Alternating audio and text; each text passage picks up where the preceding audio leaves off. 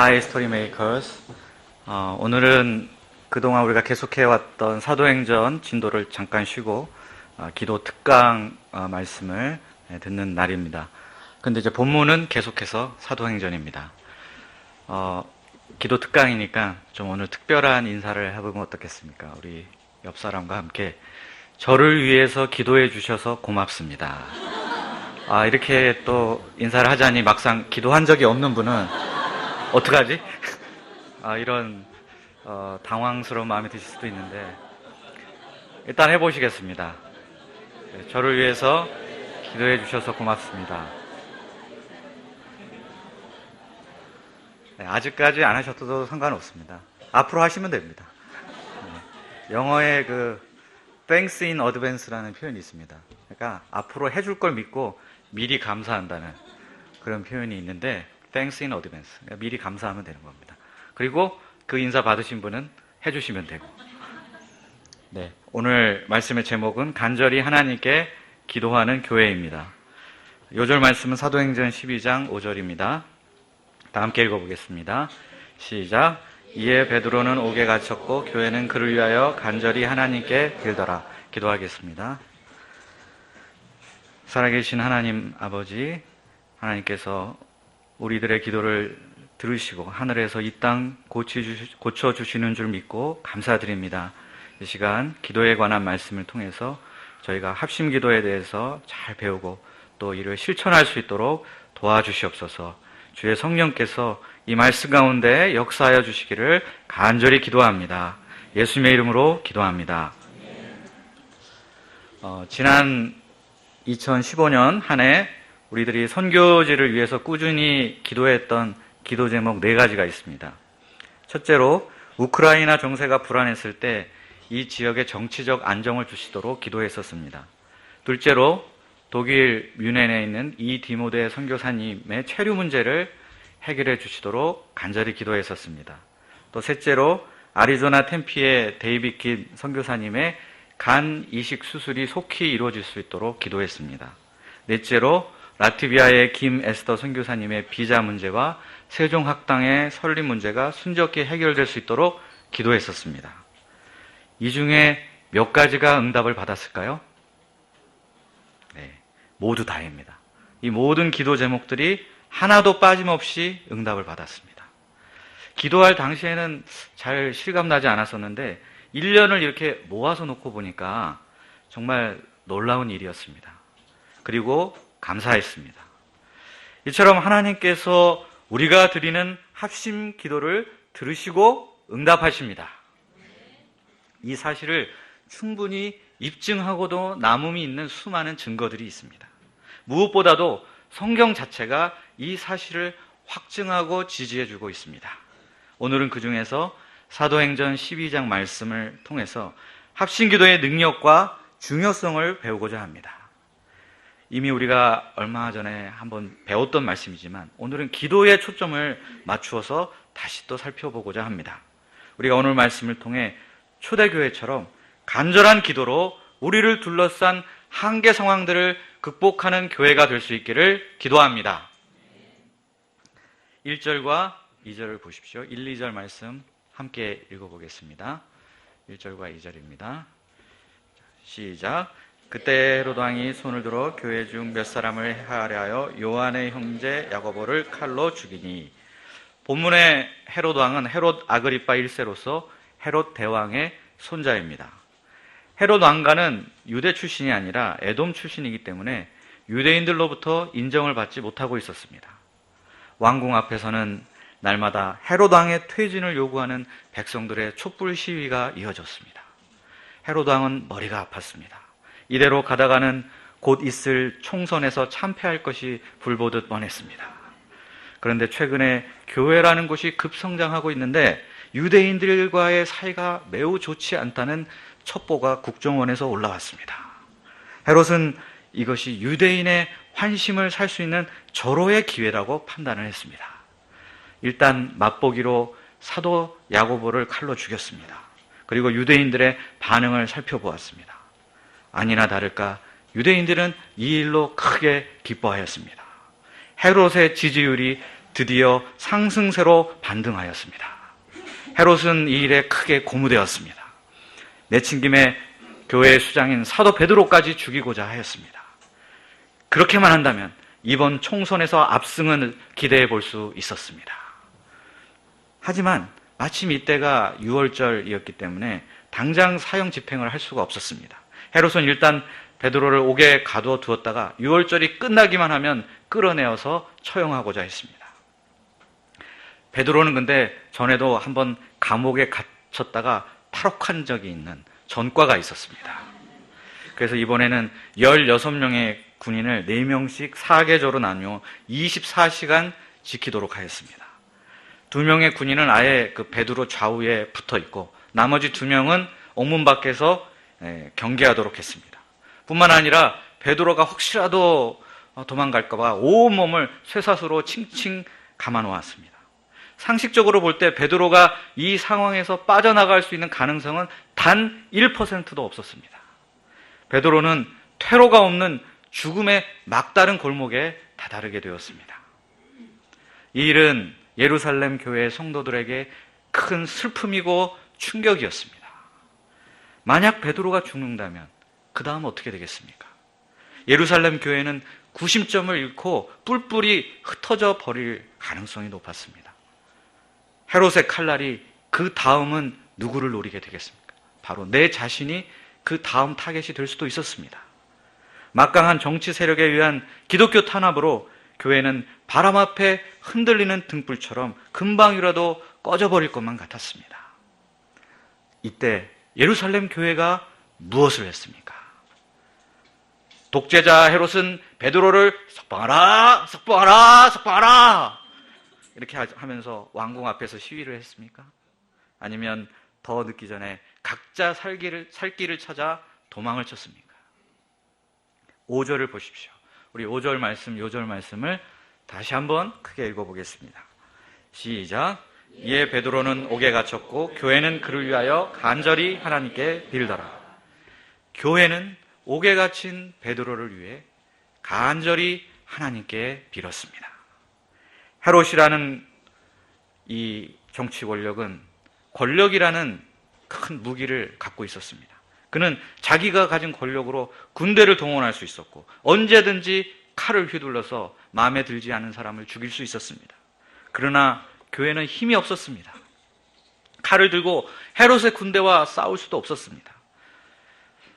또 만약에 돈이라도 있었으면 그 돈을 가지고 이제 뇌물을 주어서 베드로를 몰래 빼내올 수 있을 가능성이 있었을지 모릅니다. 그러나 그만한 돈이 교회에 있었을 리가 만무합니다. 머릿수를 따져봐도 교회는 소수이고 헤롯 편에 선 유대인들은 다수였습니다.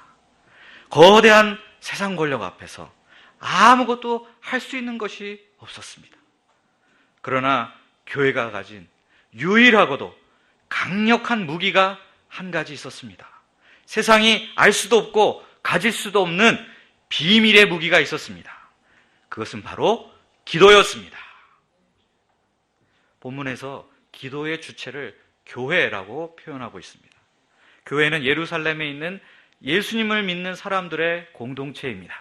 이 말은 믿는 사람들이 각자 여기저기 흩어져서 알아서 기도한 것이 아니라 한 곳에 모여서 공통의 기도 제목을 가지고 합심 기도했다는 것을 말해줍니다. 12절에 보면 여러 성도들이 마가 요한의 어머니인 마리아의 집에 모여 밤늦은 시간까지 계속 기도하고 있는 것을 볼 수 있습니다. 그들은 아마 저녁 때부터 모여서 밤을 새워 철야 기도를 하고 있었던 것입니다. 또 여기서 간절히라는 말의 원어로 보면 뜨겁다라는 말에서 왔습니다. 온 교회가 너와 나와 할 것이 없이 베드로를 위해서 뜨겁게 열정적으로 부르짖어 기도했습니다. 그런데 과연 이렇게 기도한다고 해서 뭐가 달라질 수 있을까요? 혹시 힘없는 루저들의 자기 위로이자 만족이 아닐까요? 그러나 결코 그렇지 않습니다.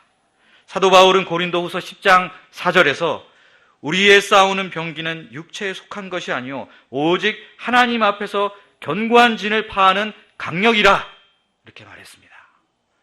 기도는 견고한 마귀의 진을 파괴할 수 있는 강력한 무기입니다. 이 말이 기도 자체가 무슨 마술적인 능력을 갖고 있다는 뜻이 아닙니다. 기도가 강력한 무기가 될 수 있는 까닭은 그 기도를 하나님께서 들으시고 응답해 주시기 때문입니다. 우리는 아무것도 할 수 없지만 기도를 들으시는 전능하신 하나님은 모든 것을 다 하실 수 있기 때문입니다. 세상 그 어떤 권세도 하나님의 권세를 이길 수 없기 때문입니다. 그런데 어떤 사람은 예수님께서 말씀하신 것처럼 골방에 들어가서 개인적으로 기도하면 되지 꼭 나와서 같이 기도해야 되느냐, 이렇게 말하기도 합니다. 일리가 있는 말입니다. 골방에서 드리는 개인 기도가 매우 중요합니다. 그러나 그것이 전부가 될 수는 없습니다. 다만 몇 사람이라도 예수님의 이름으로 모여서 함께 드리는 합심 기도가 중요합니다. 개인 기도가 소총을 한 발 한 발 땅, 땅, 땅 이렇게 쏘는 것과 같다면 교회의 합심 기도는 슉 하고 미사일을 쏘는 것과 같습니다. 견고한 마귀의진은 개인 기도로만으로는 파괴시키기가 어렵습니다. 그러나 교회가 기도의 미사일을 퍼붓게 되면 그 마귀의 진을 무너뜨릴 수 있습니다. 교회의 합심 기도가 이렇게 강력한 이유는 교회가 그리스도의 몸이요 성령의 전이며 하나님께서 거하시는 처소이기 때문입니다. 예수님은 마태복음 18장 18절부터 20절에서 이렇게 말씀하셨습니다. 우리 앞에 나와 있죠? 같이 한번 읽어보겠습니다. 시작. 진실로 너희에게 이르노니 무엇이든지 너희가 땅에서 매면 하늘에서도 매일 것이요 무엇이든지 땅에서 풀면 하늘에서 풀리리라. 진실로 다시 너희에게 이르노니 너희 중에 두 사람이 땅에서 합심하여 무엇이든지 구하면 하늘에 계신 내 아버지께서 그들을 위하여 이루게 하시리라. 두세 사람이 내 이름으로 모인 곳에는 나도 그들 중에 있느니라. 아멘. 주님께서 임재하시는 공동체가 함께 드리는 기도에 하나님의 보좌를 움직이는 힘이 있습니다. 하나님께서 교회가 드리는 간절한 기도에 가장 빠르게 응답하십니다. 모든 기도를 다 들으시되 합심 기도에 가장 우선적으로 응답하십니다. 우리가 기도의 능력을 믿고 모여 함께 뜨겁게 기도하는 교회가 될 수 있기를 기도합니다. 이를 통해서 우리가 기도로서 마귀의 강력한 진을 무찌르고 승리하는 교회가 될 수 있기를 기도합니다. 그러면 예루살렘 교회가 합심 기도한 결과가 어떻게 되었습니까? 6절과 7절을 보십시오. 때는 6월절의 마지막 날이었습니다. 이제 곧 날이 밝으면 베드로는 형장의 이슬로 사라질 운명이었습니다. 그런데 자신의 사형 집행 시간이 코앞에 닥쳐왔는데 베드로는 쿨쿨 깊은 잠을 자고 있었습니다. 원래 잠이 많은 것인지 믿음이 정말 좋은 것인지 알 수가 없습니다. 저 같으면 이 시간에 어떻게 잠이 오겠습니까? 이때 호련히 주의 사자가 나타났습니다. 어둡던 감옥에 환한 빛이 비추었습니다. 이 정도면 웬만하면 스스로 일어날 법도 한데 베드로는 그래도 계속 잤습니다. 그러자 천사가 약간 짜증난다는 듯이 베드로의 옆구리를 툭툭 차며 말했습니다. 급히 일어나라. 그러자 신기하게도 베드로를 꽁꽁 묶었던 쇠사슬이 스르르 풀렸습니다. 천사는 베드로에게 띠를 띠고 신을 신으라 말했습니다. 이 말은 어서 떠날 채비를 하라는 뜻입니다. 이 밤은 6월절 절기의 마지막 날 밤이었습니다. 아주 오래전에 애굽왕 바로의 속박 아래 신음하던 이스라엘 백성들은 하나님께서 행하신 초자연적 기적을 통해 애굽을 탈출했습니다. 그 첫 6월절 밤에 이스라엘 백성들은 급히 일어나 띠를 띠고 신을 신고 떠날 준비를 해야 했습니다. 이제 또 다른 6월절 밤에 베드로는 하나님께서 행하신 초자연적인 기적의 역사로 헤롯의 소나기로부터 벗어날 수 있게 되었습니다. 베드로가 천사를 따라 파수를 서던 군인 곁을 지나쳐 가는데 신기하게도 아무런 제지를 당하지 않았습니다. 신으로 가는 쇠문이 굳게 잠겨져 있었지만 베드로가 앞에 서자 자동문처럼 스르르 열렸습니다. 베드로는 이것이 도대체 꿈인지 생신지 분간을 할 수가 없었습니다. 시내에 나오자 싸늘한 새벽 공기가 그의 얼굴을 스치고 지나갔습니다. 그제서야 베드로는 정신이 번쩍 들었습니다. 이 모든 것이 주님께서 천사를 보내셔서 헤롯의 손과 유대 백성들의 기대에서 벗어나게 하신 줄을 깨닫게 되었습니다. 오늘 본문에서 1절부터 4절까지는 분위기가 참 우울합니다. 어둡고 절망적입니다. 그런데 6절부터 분위기가 전혀 달라집니다. 밝고 희망적입니다. 조마조마하면서도 짜릿한 승리가 있습니다. 그러면 이와 같은 반전을 일으킨 결정적인 모멘텀이 무엇입니까? 바로 5절에 나오는 교회의 합심 기도입니다. 5절을 원문으로 보면 그래서와 그러나라는 두 개의 접속사가 나옵니다.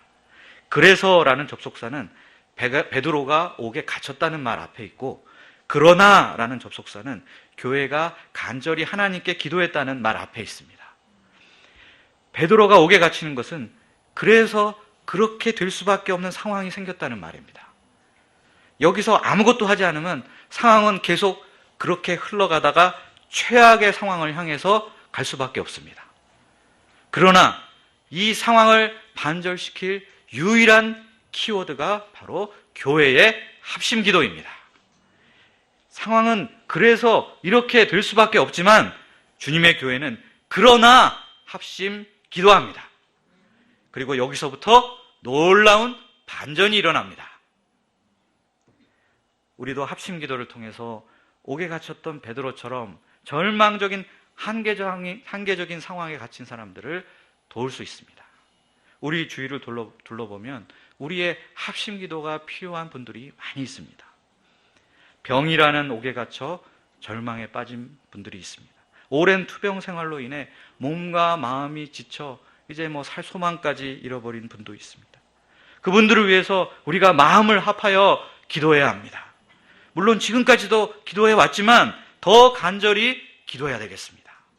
그러면 베드로가 감옥에서 풀려난 기적과 같은 놀라운 일들이 그분들에게도 얼마든지 일어날 수 있습니다. 육신적인 병뿐 아니라 정신적으로도 옥에 갇힌 사람들이 있습니다. 심한 우울증에 빠져서 삶의 의욕을 잃은 분들이 있습니다. 여러 가지 중독 증상에 빠져 있는 사람도 있습니다. 스스로 그 안에서 도저히 빠져나올 수 없어서 헤매는 사람들이 있습니다. 그런 분들을 위해서도 우리가 또 합심해서 기도해야 합니다. 경제적인 어려움으로 인해 늪에 빠진 분은 있습니다. 쉽사리 풀려지지 않는 가정과 자녀들의 문제로 고생하는 분들도 있습니다. 어떤 분들은 자녀 때문에 너무 힘들고 어떤 분들은 자녀가 생기지 않아서 너무 힘든 분들이 있습니다. 기다리다 지쳐 낙심하고 계신 분들이 있습니다. 그분들을 위해서도 우리가 합심해 기도해야 하겠습니다. 신앙생활 하다가 시험에 들어 영혼이 감옥에 갇혀 있는 분들이 있습니다. 교회는 영적 침체에 빠져 있는 지체들을 위해 또한 기도해야 합니다. 합심 기도는 교회인 우리에게 주신 특권이자 사명입니다. 우리가 마음을 모아 뜨겁게 기도할 때 하나님께서 절망적인 한계 상황에 갇힌 분들을 도우시고 반전의 역사를 일으키실 줄 믿습니다. 얼마 전부터 김모세 목사님의 긴급 소집에 의해 매일 밤 9시부터 몇몇 분들이 모여서 합심 기도의 단을 쌓고 있습니다. 처음에는 이 기도회에 이름조차 없었습니다. 그런데 이제는 치유와 회복을 위한 중보기도회라는 아주 멋진 이름이 생겼습니다. 이 기도회에서는 육체와 정신과 영혼이 감옥에 갇힌 것처럼 절망적인 상황에 놓인 분들을 위해 집중적으로 중보기도하고 있습니다. 하루의 힘든 일과를 마치시고 피곤한 학사 목자님도 오시고 또 정신없이 저녁을 치우고 오신 사모님들도 계십니다. 기도 제목을 간단히 나누고 동그랗게 무릎을 꿇고 돌아가면서 간절히 기도합니다. 한 사람 한 사람 상황을 들어오면 정말 기도하지 않을 수 없게 됩니다. 기도를 마치고 나면 허리가 아픕니다. 발이 저려서 일어날 수가 없습니다. 무릎도 아픕니다. 기도는 곧 노동이다라고 그 옛날 수도원에 표가 걸려 있었는데 왜 그런 표를 만들었는지 실감을 합니다. 그런데 이 기도회에서 집중적으로 기도했던 일들이 하나 둘씩 응답을 받고 있습니다. 물론 다른 여러 합심 기도 모임에서 또 기도하고 있지만 또 저희가 거기에 더 힘을 모았을 때 그 응답의 역사가 나타나는 것을 보고 참으로 감사하고 기뻤습니다. 치유와 회복이 실제로 일어나고 있습니다. 이제 막 합심 기도를 시작했는데 이런 응답을 주시는 것을 보고 앞으로 더욱더 기대가 됩니다. 기도회에 참석하면서 이런 생각을 해봤습니다. 우리가 기도하고 있는 그 당사자들은 우리가 이렇게 날마다 밤 9시에 모여서 무릎 꿇고 기도하는 것을 알고 있을까? 물론 전혀 모르고 있을 것입니다. 아마 영원히 모를 가능성도 있습니다. 그런데 이 상황을 거꾸로 뒤집어 놓고 생각해 보니까 이런 생각이 들었습니다. 과거로부터 현재까지 나를 위해서 기도해 준 분들이 얼마나 많이 있을까? 물론 그 중에서 저를 위해서 기도해 주었다는 사실을 제가 아는 분도 있겠지만 제가 알지도 못하는 사이에 저를 위해서 합심 기도한 목자님들이 엄청나게 많이 있었으리라는 것을 얼마든지 미루어 짐작할 수 있었습니다. 그런 의미에서 볼 때 우리 모두는 기도의 빚진 자들입니다. 내가 어려울 때 누가 날 위해 기도해 주었습니까? 내가 너무 힘들어 주저앉고 싶을 때 누가 기도해 주었습니까? 목자님들이 기도해 주었습니다. 교회가 기도해 주었습니다. 지금 옆자리에 앉아서 함께 예배드리고 있는 동역자들이 날 위해 기도해 주었습니다. 우리가 힘들고 어려울 때 날 위해 기도해 주는 사람들이 있다는 것이 얼마나 큰 축복입니까? 항상 나를 위해 기도할 준비가 되어 있는 기도 지원 부대가 나를 둘러싸고 있다는 이 사실 얼마나 든든합니까? 이제는 나를 위해 기도해 준 교회와 동역자들에게 보답을 할 때입니다. 그러므로 이제 우리도 주님의 이름으로 모여서 기도의 빚을 갚아나갈 수 있기를 기도합니다. 12절을 보십시오. 탈옥한 베드로는 마가 요한의 어머니인 마리아의 집으로 갔습니다. 거기에 여러 사람이 모여 기도하고 있었습니다. 얼마나 목소리를 높여 기도하는지 기도 소리가 대문 밖까지 다 들렸습니다. 주님, 우리 베드로 사도님을 불쌍히 여겨주시고 감옥에서 풀려나게 하여 주시옵소서. 아멘, 아멘. 베드로는 이 소리를 들으며 자신이 깊은 감옥에서 나오게 된 것이 바로 이 교회의 합심 기도 때문임을 깨닫게 되었습니다. 이 사람들의 어서 가서 자신의 건재함을 알고 싶어 대문을 쾅쾅쾅 두드렸습니다. 로데라는 예쁜 이름을 가진 여자아이가 문을 열어주러 나왔습니다. 누구세요? 라고 묻자 로데구나. 나야 나. 라고 베드로가 대답했습니다. 로데는 베드로의 목소림을 직감했습니다. 너무 기뻐 깡총깡총 뛰면서 기도 응답을 벌써 받았다는 사실을 어서 알리고 싶어 집 안으로 들어갔습니다. 근데 너무 흥분한 나머지 문 열어주는 것을 깜빡하고 말았습니다. 베드로 사도님이 지금 대문 밖에 와 계세요. 그러자 사람들은 로데의 말을 믿지 못했습니다. 내가 미쳤구나. 사도님이 얼마나 보고 싶었으면 그런 헛것이 다 보이겠느냐. 얘야, 어른들을 놀리면 못 쓴단다. 근데 이 상황에서 제일 황당한 사람은 베드로였습니다. 겨우 살아 돌아왔는데 교회 문 앞에서 문전박대를 당하고 있었습니다. 슬슬 화가 나려고 했습니다. 그래서 쾅쾅쾅 계속 문을 두드렸습니다. 그제서야 사람들이 시끄러워서 문을 열어주었습니다. 근데 진짜 베드로가 서 있는 모습을 보고 깜짝 놀랐습니다. 성도들은 간절히 하나님께 기도하면서도 정말 그 기도를 이렇게 빨리 응답해 주실 줄은 꿈에도 생각하지 못하고 있었던 것입니다. 하나님께서는 기도한 당사자마저도 깜짝 놀랄 정도로 실시간으로 응답을 해주셨습니다. 이 순간 간절히 기도했던 형제 자매들이 얼마나 기쁘고 감격스럽고 반가웠겠습니까? 합심 기도에 참여한 성도들만이 누릴 수 있는 놀라운 경험이며 기쁨이며 감격이었습니다. 이 기도와 관련해서 많은 사람들에게 알려진 예화가 하나 있습니다. 어느 시골에 가뭄이 들어서 큰 고통을 받게 되었습니다. 그래서 이때 마을 사람들이 교회에 모여서 비를 주시도록 특별 합심 기도회를 하기로 했습니다. 그래서 교회에 모여서 기도를 하는데 기도회 중간에 정말 먹구름이 슬슬 몰려오더니 밖에 장대비가 주룩주룩 내리기 시작했습니다. 이 어른들이 뛸 듯이 기뻐하면서 그러다가 근데 이제 집에 어떻게 가지? 하면서 걱정을 하기 시작했습니다.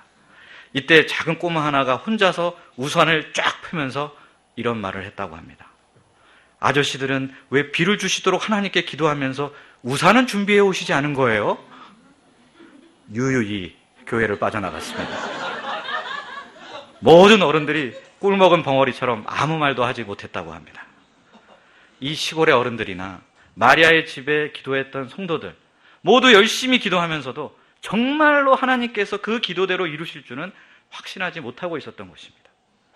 이 믿음을 온전한 믿음이라고 부를 수 없을 것 같습니다. 좀 모자란 믿음, 부끄러운 믿음입니다. 그런데 중요한 사실은 그렇게 부족한 믿음으로 기도했는데 하나님께서 그들의 기도를 하나도 땅에 떨어뜨리지 않으시고 다 들어주셨다는 사실입니다. 제가 처음 센터에 왔을 때 많은 분들이 1995년까지 소련의 UBF 선교사를 파송할 수 있게 해달라는 기도 제목을 가지고 합심 기도하고 계셨습니다.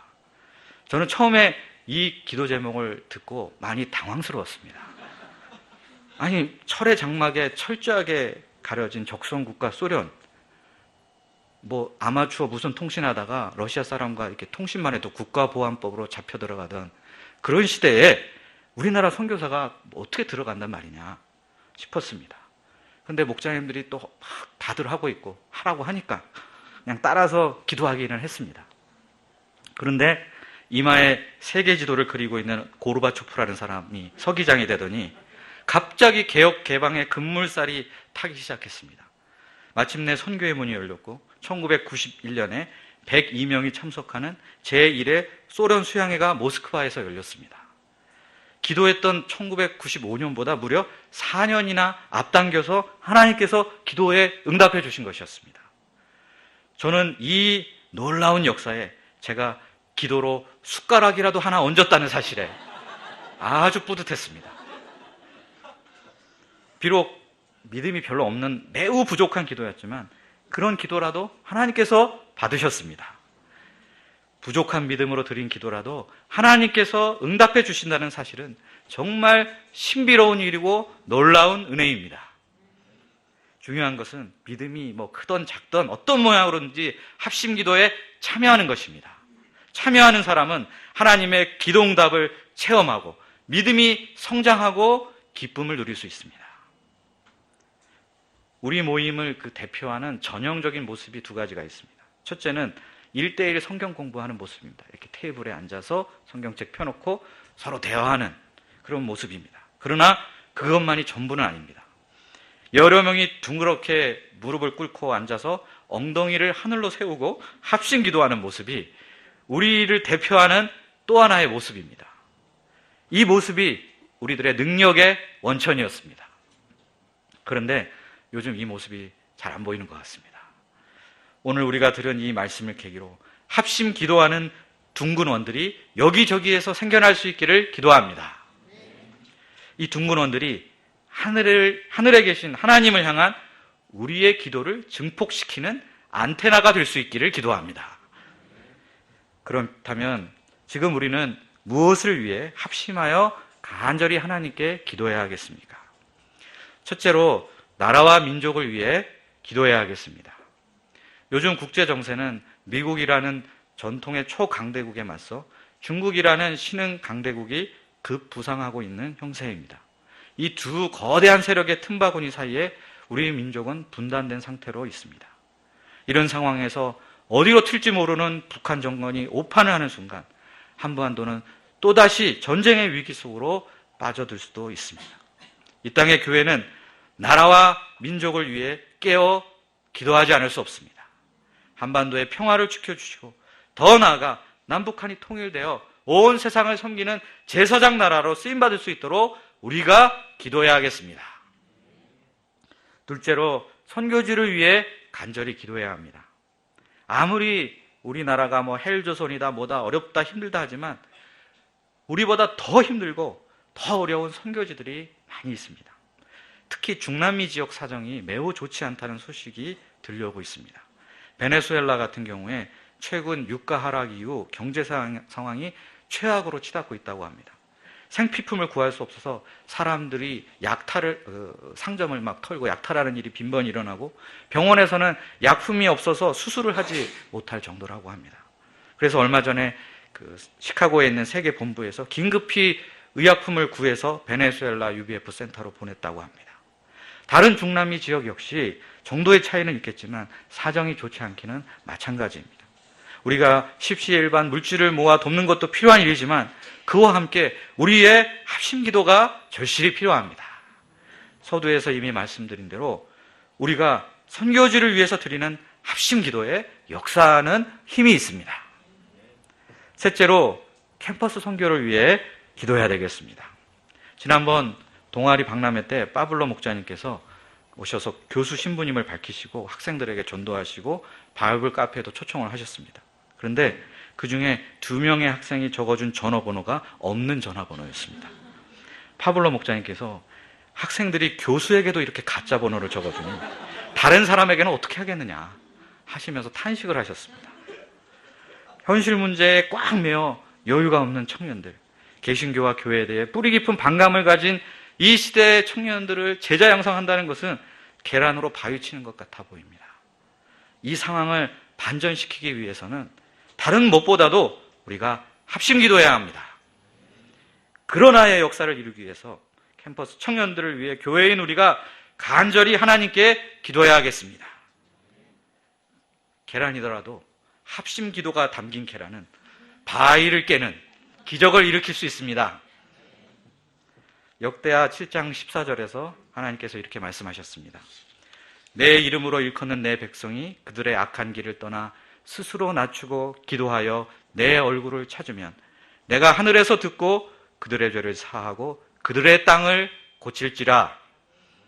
이 나라와 민족과 선교지와 캠퍼스를 우리가 드리는 합심 기도의 그 둥근 원안에 담아야 하겠습니다. 그러면 하늘에서 하나님께서 들으시고 이 땅을 고쳐주실 것입니다. 우리는 간절히 하나님께 기도하는 교회, 기도하는 안암골입니다. 오늘 5절 말씀 다시 한번 읽고 마치겠습니다. 5절 말씀입니다.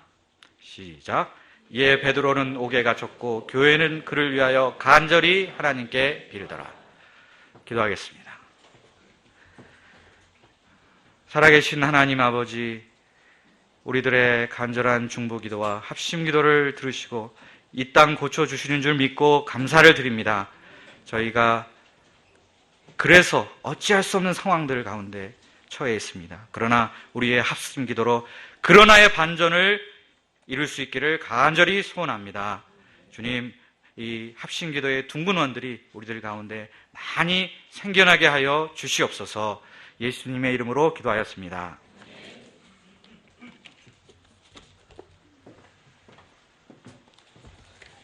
다 함께 찬송가 365장을 부르시겠습니다. 찬송가 365장